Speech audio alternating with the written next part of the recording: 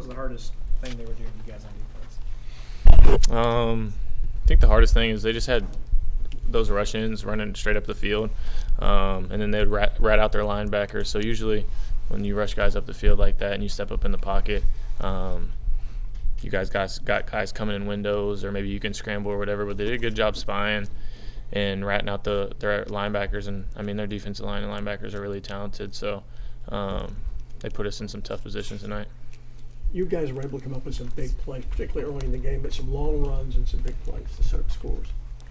Yeah, I think that's just a good job of, us putting our practice and executing it on the field, and then Coach Wells calling some good stuff right there too. But I think early in the game when guys had opportunities to make plays, we made them, and then the big plays kind of strung out as the game went on, and we didn't capitalize on as many of those. But, I thought we should have been better in the second half.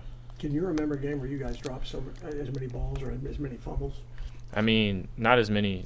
I don't think I've ever had a game with this many fumbles, and we knew coming into the week they were going to punch, and their linebacker, Rodriguez, we knew that's what he was kind of known for coming into the game. So we had emphasized it a lot and talking about cross grip and getting two hands on the football through traffic. But sometimes when you, as a receiver, when you catch the ball and you're just putting the ball away and somebody's coming and hitting at it, it's tough to get the ball put away that quick, and not knowing where guys are coming from when you're turning your head around. But, I think we got to do a better job of holding on to more footballs. We had too many turnovers tonight.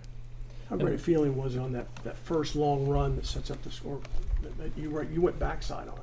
Yeah, I mean, they brought a corner blitz and TP kind of blocked two guys, so just using my speed right there, but it was blocked to perfection, and I didn't really have to do much. But getting up in an early lead on a tough team like that was definitely good and a really good feeling, and I think it kept us in the fight.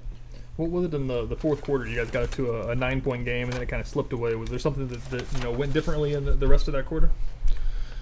Not necessarily. I think later in the game, obvious pass situations, those defensive ends can just lay their ears back and rush the quarterback, and it's kind of no consequence stuff like that. So I think we needed to do a better job in the first three quarters to give us a chance in that fourth quarter and really make them have to play the run and the pass, because later in the game they just rushed forward and let their defensive line do what they do and dropped everybody else in coverage. So kind of a tough position to be in there at the end, but I think if we would have played better through three, we would have had more of a shot to come out on top in the end. Did you find yourself maybe pressing a little too much in the fourth quarter? I mean, I guess you could say that. How good are they? Are they as good as advertised? Yeah, I would say so. That's probably the best defense I've faced in my 3 years in college. What now, facing this team? Got a bye week. Everybody's got to get back healthy, and then just take it as a 1-week season as we've been doing. But our next opponent's Oklahoma State, and that's what we need to get focused on. Thanks, everybody. Thank you. Appreciate it.